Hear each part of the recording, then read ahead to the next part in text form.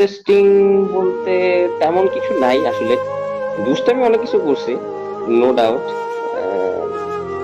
আমার আব্বু আম্মু হয়তো জানে না, অনেক সময় স্কুল কলেজ আজকে যদি কোনোভাবে হয়তো সেভ করা থাকে লাইভ, যদি পরবর্তীতে দেখে তাহলে হয়তো বুঝবে। অনেক সময় স্কুল কলেজ কিন্তু ফাঁকি দিছি, পালায় চলে গেছে, এই জায়গায় ওই জায়গায় ঘুরতে গেছি। খুব বেশি দিন করি নাই, বাট করা হয়েছে।